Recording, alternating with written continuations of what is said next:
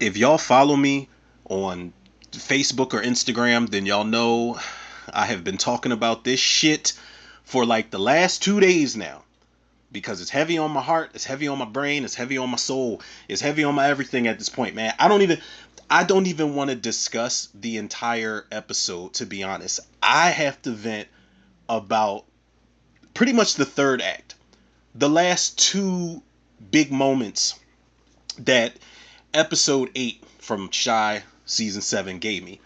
And honestly, like, obviously it's a spoiler alert. Like, if you haven't seen it, then whatever, listen at your own risk at this point, man. But if you have seen it and y'all know where I'm going with this, then y'all know what we about to get into. Y'all know the direction we going in. But there is I watched the trailer for the next episode for episode 9, I think it is. Didn't I just say it was episode 8 that we just watched? Yeah. So I watched the trailer for episode 9. Lynn Winfield has a very important line. I don't know which scene she says it in. It sounds like it's a little edited, which they do sometimes to fit the way that the trailer is edited. They edit the dialogue also. I don't know where this line is going to end up, but I'm hoping that it is in the actual episode that we get next week. And she has a line where she says, Emmett getting shot means that there are no rules. Like, the rules don't apply anymore at this point.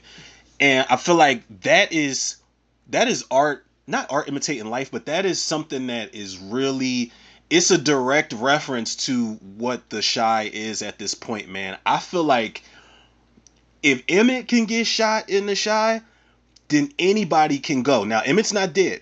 Emmett's not dead. Again, spoiler alert, but y'all know what we here for. Emmett has not died by that gunshot wound that Reg gave him. And we're gonna talk about that in a second, man. But if you watch the trailer for season 7 as a whole, then you see a shot of Emmett hugging Jada. Now we know Jada has cancer, her cancer has returned, and her doctor basically said, look, you might want to get your affairs in order and talk to your family and start making plans. Like, she's dying this time around, for real, for real.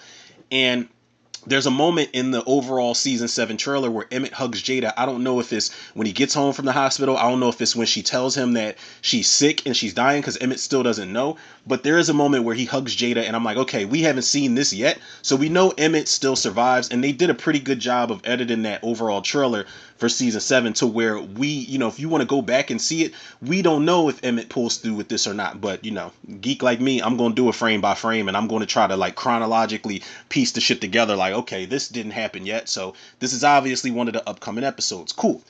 But, like, I say all that to say this, man. Emmett getting shot 7 seasons in is very scary, yo. He's not the poster child for the Shy. That was actually Alex Hibbert's character, Kevin. But even Alex Hibbert went off to do other projects, and I think they wrote him off. Was it last season or the season before that? I can't remember, but they said that he was going to LA and he wanted to, start making money off the game and shit and make like a career out of it, which is cool, man. Good for him.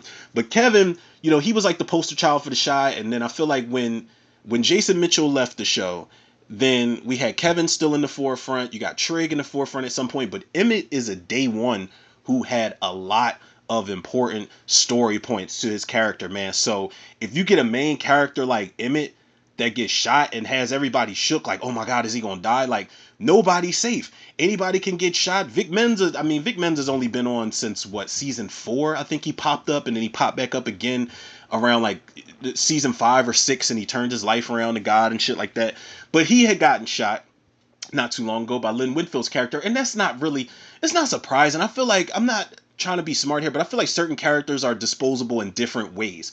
But they kept Vic Mensa's character around. He got shot. You see, they brought Reg back, Barton Fitzpatrick. They brought his character back. And honestly, let me say this before I get into Reg and his motherfucking demonic antics. This show has really picked up steam for me now that they brought Reg's character back, man. This is taking me back to season 1 and season 2. The way that everything was so, it was so gritty. Like, it was so gritty and everything was so raw. And I feel like Reg needs to have a Negan like run. And I know I keep saying Reg gotta go, Reg gotta go. I'm saying that in a whole bunch of posts. I'm agreeing with a bunch of people when they say it online.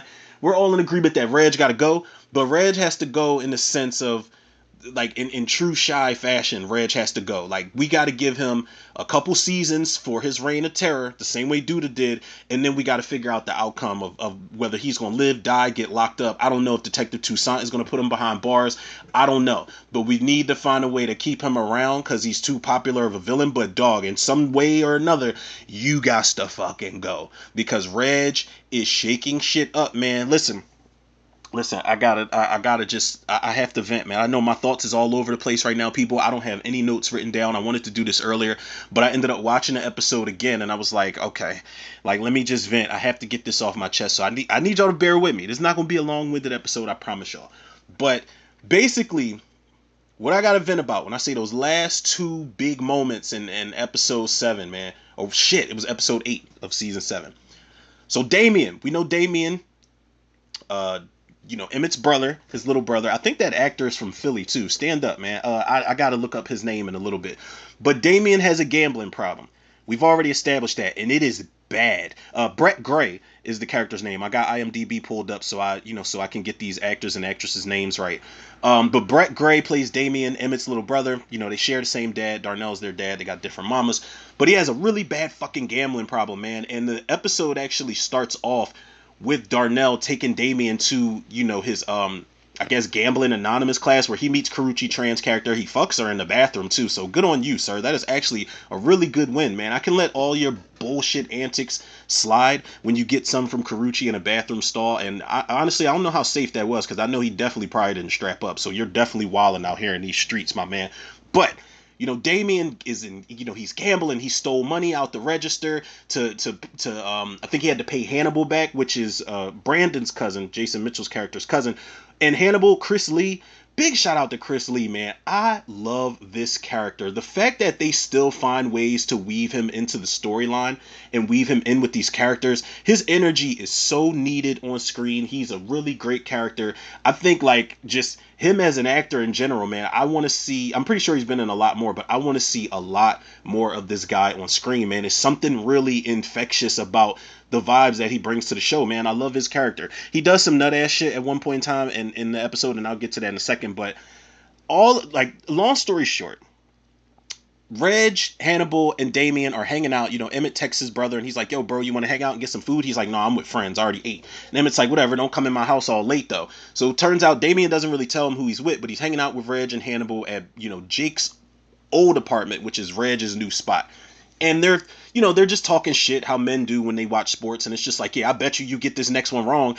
And you can see like Damien just looks like a dope fiend who sees like a spoon and just the drugs in front of him, like whatever he needs to get high, he looks like it's right in front of him on the table, and he just does not want to touch it. He don't want to relapse. And you can see like Reg is like, yeah, man, let's just do a friendly bet. I bet you 5 bands that you get this question wrong about sports. Because Damien is like, he knows sports like that. He's like, yeah, man, Jordan had 28 rebounds and 1,000 assists and 28 points and da-da-da.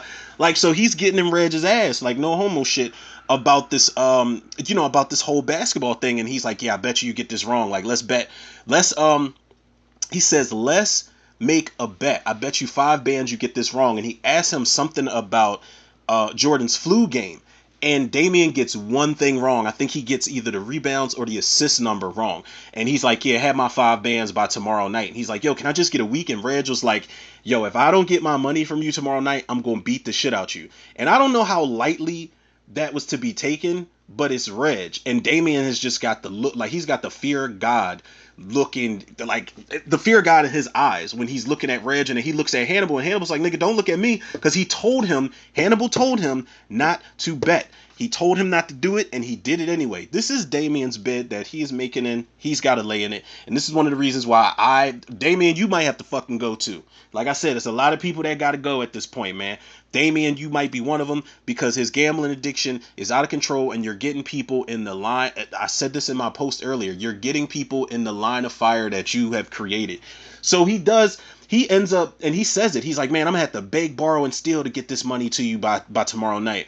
And indeed he does, man. He asked Dom, Lala's character, he asked her for a couple bands and she's like, I'll give you one band. So she cash apps him $1,000. He asked Bakari, who he has become pretty cool with. He asked Bakari for a band. Bakari cash apps him like a band.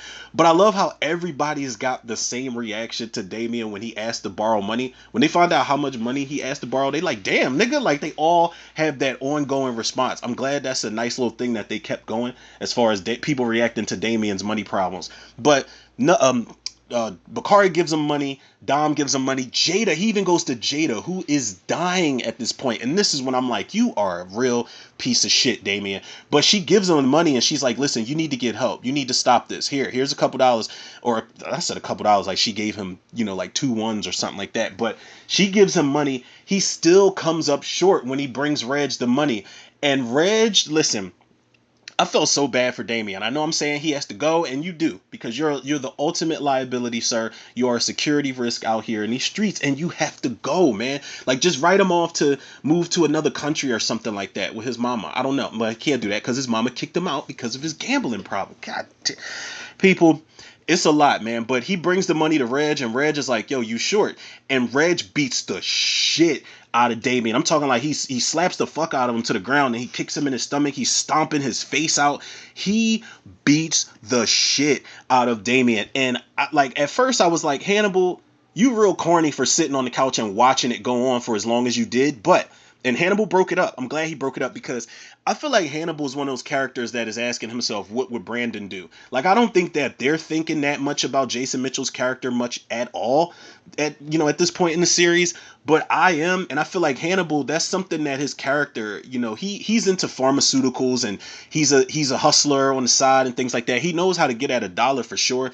But he's got a heart of gold underneath of like his comedic antics and his shit talking, because he sees when Damien comes in. By the way, let me just say this, people, the song that they play during that sequence when Damien brings Reg the money and Reg fucks him up, it's called Retrograde by James Blake.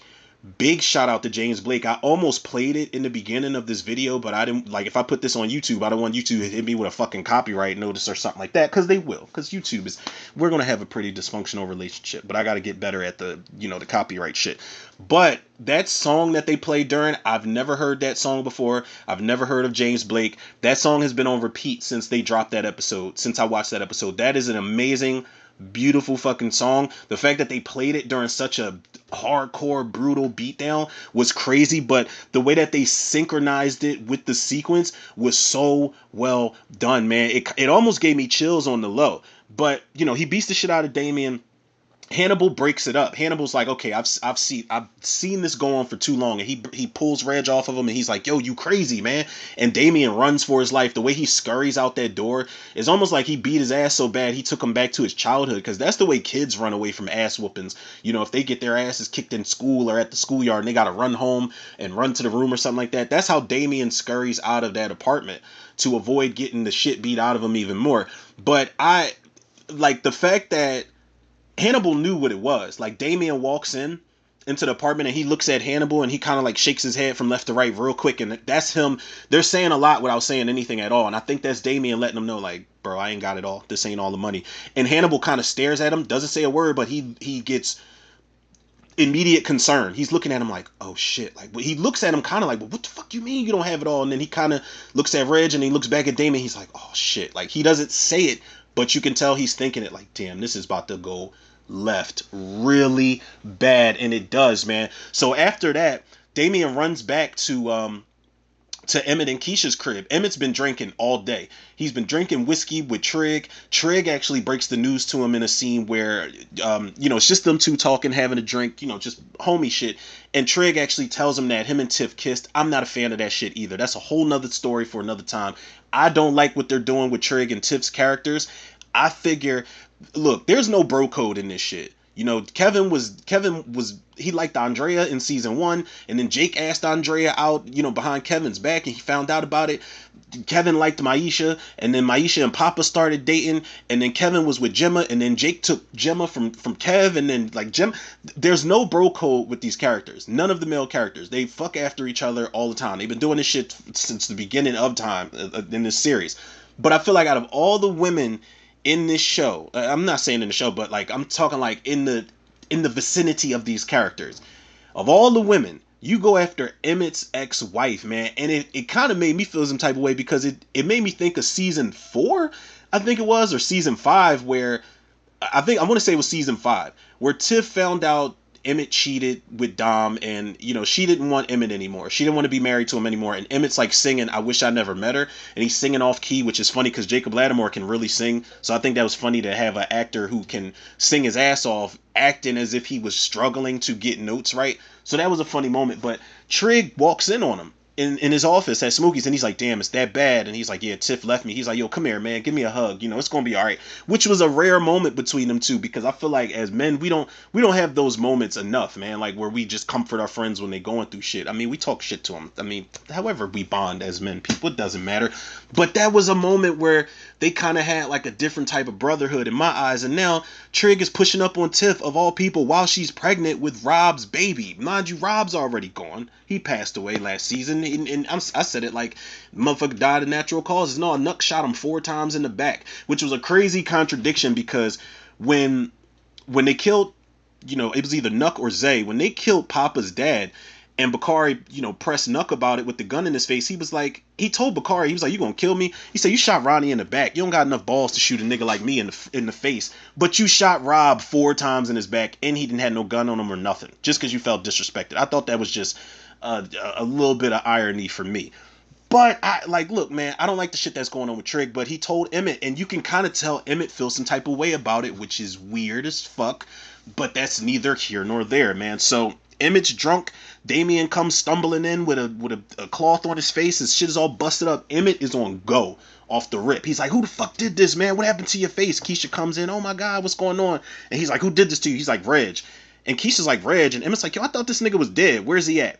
And Damien's a little bit hesitant, but Emmett asks him again, "Where's he at?" He's like, "Jake's apartment." Emmett gets right up, and he's on the first thing smoking. He's like, "Yo, I'll be right back, Keisha." Keisha don't even want him to leave. She's like, "I can smell the whiskey on you." He's like, "Yo, I got this. Take care of my brother. I'll be back. Like, I'm cool." Listen, let me say this about Emmett, yo. Emmett, and I said this in my post, man. I'm repeating myself a lot, man. If you follow me on social media, because I've been posting about this shit for 2 days. Emmett is not a shooter.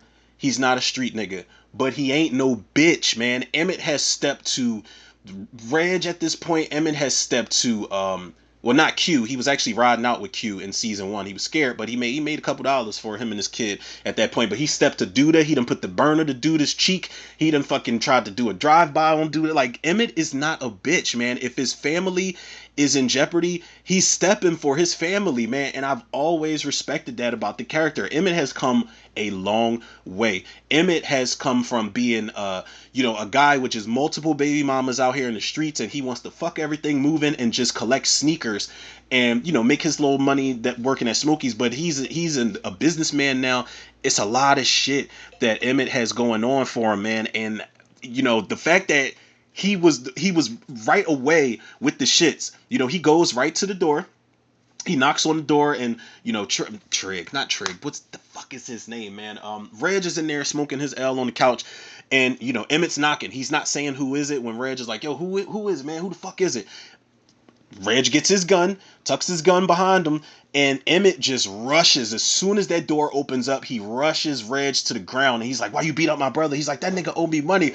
But I thought I didn't mean to laugh, but it was kind of funny the way that Reg was responding to every punch. Because, listen, Emmett hits the shit out of Reg in his face at one point. Reg is like, "Oh," like it's like he didn't know that Emmett was going to keep punching him. And he's telling him at some point, he's like, "Emmett, get the fuck off me." And then, they're tussling, and I told myself, I was like, the gun about to go off. The gun about to go off at this point, and I don't think it's going to be Reg that gets hit. He's not going to shoot himself, and Emmett's not going to shoot him. But sure enough, he pulls that gun out of the back of his waistband, and it goes off, and the music just stops. Whatever music they're playing, it stops, and you can kind of hear like this loud ringing noise.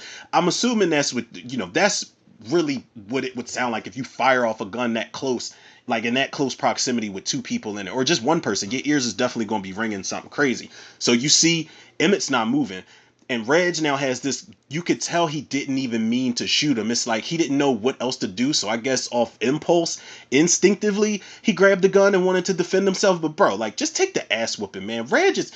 Reg is a great villain, but he's a bitch, man. I said this in another post that Reg has got some pent up PTSD, man, from getting punked by all of the OGs on the show. Trice beat the fuck out of him and pistol whipped him in I think that was season 1, where he was like, "Come on, Trice, I gotta look out for my brother, bro."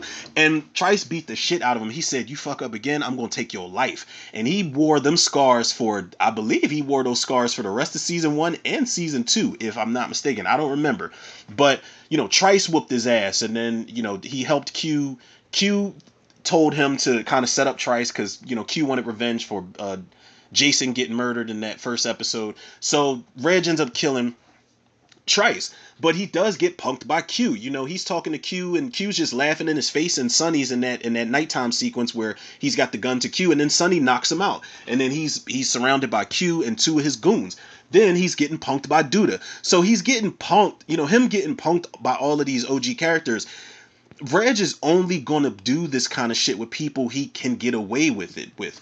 And somebody like Damien, you're not getting no cool points for beating the shit out of him. Damien's like he's a blurred. He's a blurred. Like he gets chicks. He makes his money, but he's terrible with money. And you exploited his whole gambling problem. I don't think he knew how bad it was, but that was corny of Reg to do that. It was corny to put paws on him.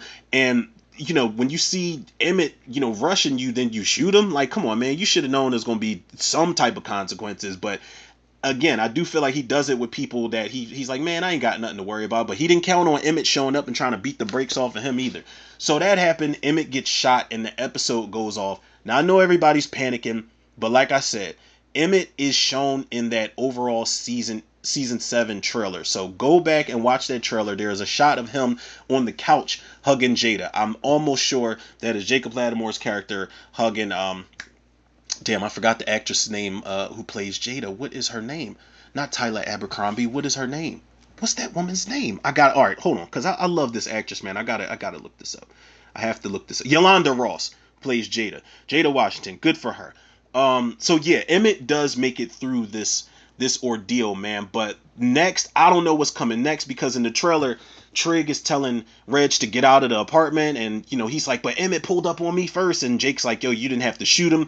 And then at some point we see Detective Toussaint snapping photos of Reg while he's out smoking on somebody's front porch. So I'm wondering, like, is he staying with Hannibal? Like, is he staying with a chick? I have no idea who he's going to be staying with, but there is a scene where Nuck grips Jake up against this wall of whatever building they're in, and he's like, yo, the whole city gonna be looking for his ass. And I guess that's him just warning him, like, yo, where's your brother at? And this is one thing about Nuck. Nuck is another compromised villain who does a lot of goofy ass shit, but Nuck is gonna step for his family too. And the funny thing is, Emmett is he's part of Nuck's family. That is your baby mom's boyfriend. They have a kid that's on the way, and your kids and their kids are going to be are siblings. They're going to be growing up together. So I think Nuck's about to turn shit up off the strength of Emmett. I feel like Keisha's going to be distraught about the whole thing. Obviously, why wouldn't she be? But she's probably going to go to Nuck, and she's going to talk about how fucked up she is about Emmett getting shot.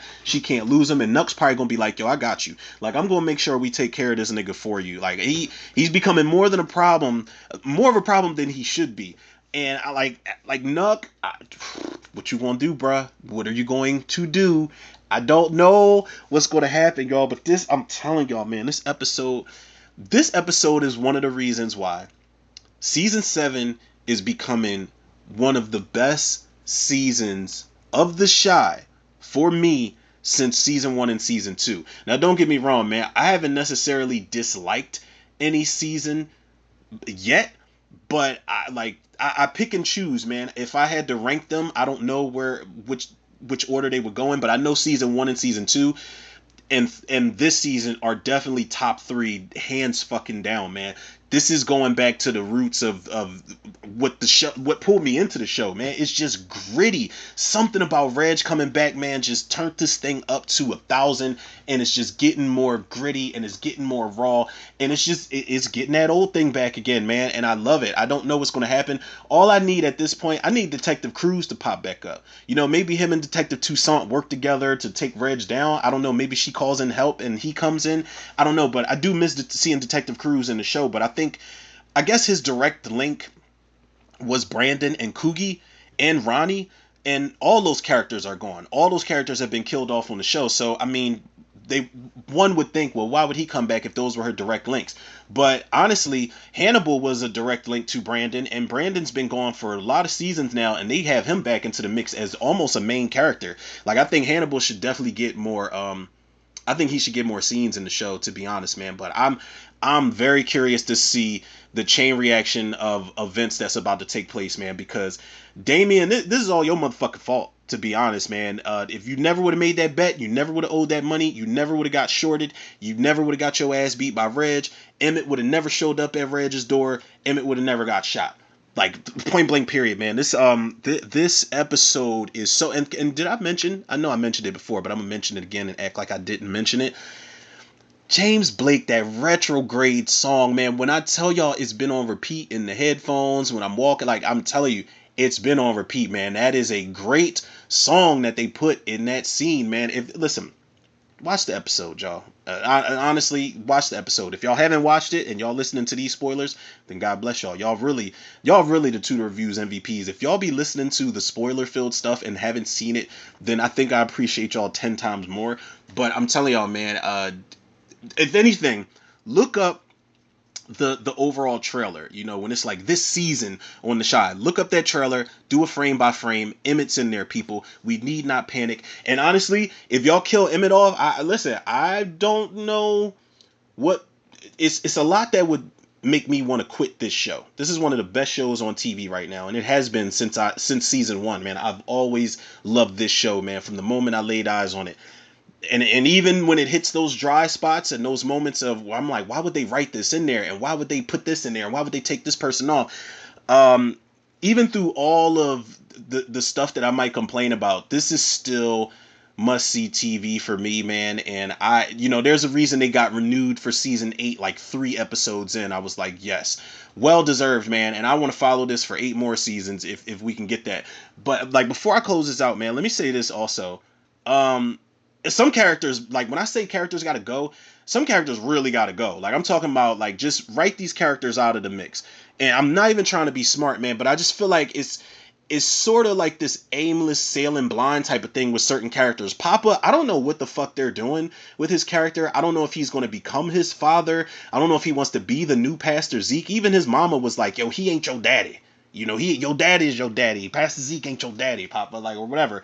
But like Papa, I don't know what they doing with you, bro. I don't. Like I like Shannon Brown Jr. I like that character, but I've liked Papa less and less as the show has progressed. I did not mean for that to rhyme, but bars. Kenya popped the fuck back up. Now I thought she was leaving after Zay got popped. You know, I'm glad he got. Listen, Zay had to go. His little bean-headed ass. I'm glad Alicia, Lynn Winfield's character, lit his ass up when he was tied to a chair, but she killed the wrong person. Nuck set that shit up perfectly, and in the most grimy way ever. But look, man, Papa, um, you know, um, Jesus, man, I forgot the girl's name already. Kenya, I don't know what they're doing with her character. Is her and Papa going to get back together? He said he missed her, but then he was saying he didn't want Maisha to move away. She wanted to go move to be with Kev and pursue the photography thing. I guess she's not on the music shit. And I think Genesis Hale is the actress's name who plays Maisha. Maisha has come a long way too, man, and she could spit a little bit. Like she got bars. But what are we doing with her character? I think her saying, yeah, Kevin wants me to come stay with him in LA. I think that's a way of writing her off the show too. They wrote Nina off the fucking show. Tyler Abercrombie, Kevin and Keisha's mom, they wrote her the fuck off the show. The brat's just like, hey, I know we had a one night stand and you got grandbabies and shit on the way, but come live with me and let's travel the world in Winnebago. And it's like, what? That was bad. I'm sorry. That was bad writing to get her off the show, especially after they just adopted Lene. And Lene's like, well, what the fuck is going to happen with me? And Jamal's like, I'll look after her. And speaking of Jamal, Vic Menza, dope ass artist. Don't get me wrong, but Jamal, his character, fuck, man. Like him and Dom, just write them off the show. Just write them off at this point, man. I can't deal with their relationship. I don't like it. First of all, it shouldn't happen in the first place because she was clowning Jamal. She was clowning Jamal when they first met at Smokey's. She was clowning him because she's like, oh, you don't have a place to take me to and to do this and that. You had a halfway house and you just got out of jail. And it's like, bitch, we both work in the same place, but you did all of that judging him, and he looked past your past. You was fucking Emmett and his daddy, and he looked past your past, which is cool, but you moved in with him and his sister after you was clowning his situation, but you just up and packed your shit up and moved in with him, right? It was just like the pot calling the kettle black, and I'm just like, I don't like this at all. And then he's like, yeah, I think we should get married. If we can have sex, then we can get married. And it's like, what is happening? And then when they got married, Dante married them, Corey Hardwick's character, and he's like, by the power vested in me that I got from www.iingshit.com, whatever he said, man, he gave them this janky ass wedding. And while it was a funny sequence, I'm just like, dog, like y'all just got married out of nowhere for what? And I felt bad because the moment I was talking a lot of shit about Jamal's character, he got shot at the end of one of the last episodes, and I was like, oh, I thought he was dead, but then you could see him breathing. And honestly, I wasn't sure. I was like, is Vic Mensa does he know how to play dead? Like, is he breathing by mistake? Is he still alive and they want us to see him breathing? But I'm glad he pulled through. But then after that, him and Dom have another conversation about some shit that they ain't on the same page about, where he's like, I thought that if I died, I wouldn't have nobody to carry on my legacy. I think we should have kids. And she's like, I don't want kids. And he's like, is this something you told me? And she's like, no, we didn't have this conversation. Why the fuck didn't y'all have this conversation about having kids before y'all got married? And she never told him. She told Keisha and I think it was Tracy. They were having like a little girls moment. The sister circle is what she told Emmett it was called. And she told her friends, but not her husband. And now he's just giving her this look on her face when she's like, yeah, I don't want to have any kids. He's kind of like, what? I don't even know what you're talking about. Like, what the fuck are y'all doing with these characters, man? I have no idea. There's a lot of complaints about Ty Davis's character, Tracy. There's a lot of people that want her written off the show at this point. Okay, I won't even say write these characters off, but if we can rewrite certain things to have these characters have a bit better direction with their story arcs, then I'm cool with that. Because Tracy is just continuing the cycle of her having terrible taste in men, because now what's my man name from Power? Rotimi? Is it Rotimi or Rotimi?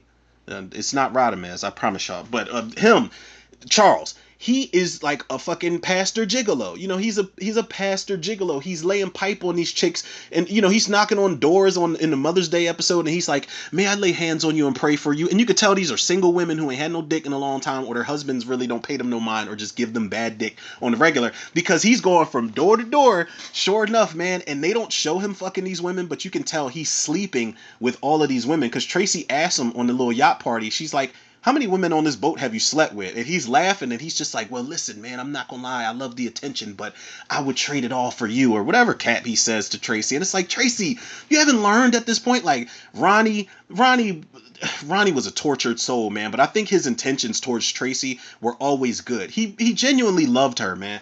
But, Ronnie was no good for her. He wasn't, man. Duda was no good for her. I don't know who the fuck. Keith, my man from Jackie Long from ATL, he smashed. And then, she's flirting with Charles now. I'm just like, oh, fucking hell, man. What are we doing with some of these characters? But they got to keep the drama going, man. The Shy, man. Season 7 episode. God damn it, it was a great episode. Episode 8 was absolute fire.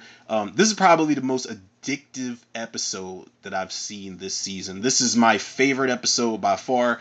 And a lot of that's got to do with Reg and the Reg antics, the classic Reg antics. A lot of that's got to do with Emmett, stepping for his brother the way that he did. Emmett has, I'm not going to say it made him a gangster. I don't think you got to get shot to be a gangster in movies or fucking real life or TV for that matter. But I think Emmett has officially got his scar. He's been through a lot, man. He's watched his kids grow up. He's eventually going to marry Keisha. That's another reason I know Emmett survives, because I think his mother gives her, if she knows she's going to die this time around because the cancer is so rapid.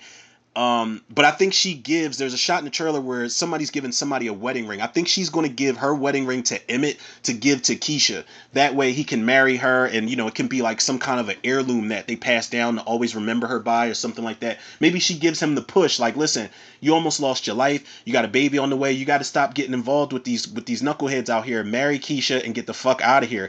But don't write him off. Don't write him off and be like, yeah, him and Keisha and EJ and Lil Ronnie and all of the other kids, they're going to move away somewhere.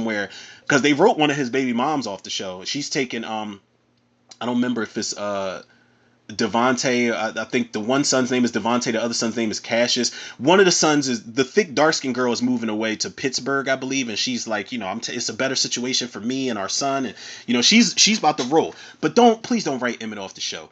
But like a lot of this episode, big kudos to Lena Waithe and everybody that was involved in the making of this, man. Jacob Lattimore and Barton. But I keep calling him Barton Fitzpatrick, but is it Barton Fitzpatrick? I want to say it's Barton. Trig and Shad have a really great scene, man. Shout out to Jason Weaver and Luke James, man. I love those moments with Trig and Shad because it shows that they are still best friends, and they've been through a lot of shit too, man. There was moments where I thought Shad was going to crash out on Trig and kind of snake him because I didn't know whether he could be trusted or not when he got out of jail, because the way he was hitting on Imani, and I think that was season 4, the way he was hitting on Imani before he found out, she was a trans, and it was just a bunch of things that Shad was like, a bunch of ways he was moving that I was like, I don't know if he is a trustworthy friend. But I think I like the fact that Shad had a redeeming moment where Imani's character, somebody was talking shit to her in the alleyway, and talking shit because she was a trans person, and Shad had her back. And it was like, yeah, that's my family, nigga. I don't give a fuck what you talking about. I was like, wow, like he really stood up and defended Imani. And I miss Imani's character too. Imani was a fucking great character that was written off the show. I saw that coming when I didn't see Imani at all in the season 4. I think it was the season 5 trailer. I was like, yeah, I think they're right. And I think Jasmine Davis is the actress' name off the show, but missed that character too, man. But there was a moment where Trig and Shad were talking, and he was like, Trig is like, yeah, niggas be broke, and he's like, broke and homeless. That's what Shad says, and he's like, Alicia kicked me out, and he said, is there still room on your couch?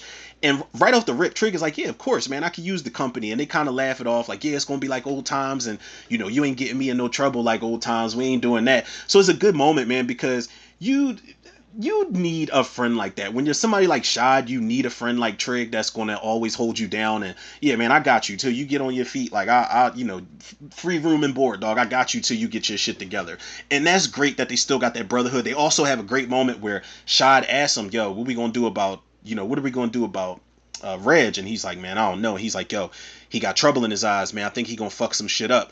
And Trig lets him know, he's like, yo, he always has had trouble in his eyes, and they're both on the same page. They know, like, yo, Reg is up to no good, man, and it's about to get real dark. But there is a moment where in the episode prior to this one, I think it was, where not Trig, but Shad and Reg have a moment where Reg is like, yo, ain't you still cool with my brother? Where's your loyalty, man? You staying up here loyal with this chick Alicia, and she tried to kill me. I want to make sure she don't finish the job. And I think he kind of mind fucks Shad's character in that scene, because he's like, look, man, you always looked out for me when I was a kid. And Shad's like, it wasn't good enough. And he's like, yeah, but regardless, I'm always going to look at you as family. You ain't out here by yourself, bro. Like, I got you. If ain't nobody got you, I got you. And I feel like Shad he let his guard down a lot when he said that. Because Shad, him saying I'm on my own, like the fact that, he's saying that, and he got people like Alicia employing him, and you got people like Trig and Jake. He still feels like he's by himself. Everything that he deals with, he's dealing with on his own. And you kind of got Reg being the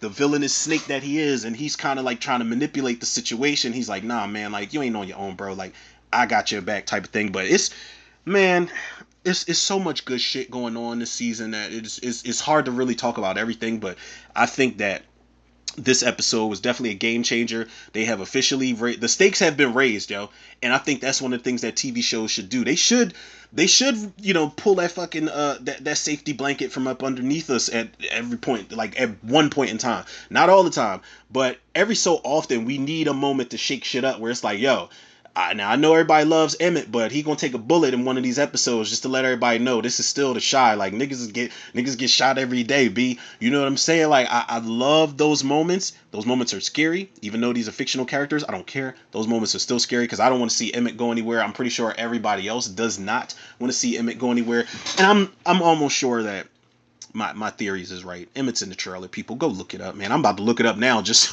so I'm not spreading any false information and everybody comes back like, motherfucker, you lied. Emmett died in that episode. But here's to.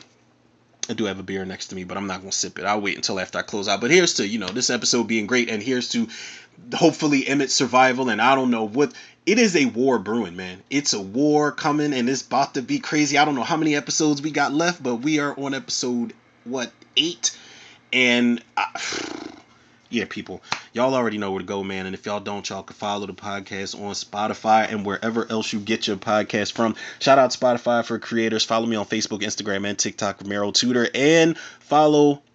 I keep saying follow, man. I'm still trying to get the hang of this shit, people. Like, comment, subscribe. The YouTube channel, man, at Romero Tutor, Tutor Reviews Podcast, man. Y'all already know what it is, man. Shout out to the Facebook movie group, the Cinemaniacs.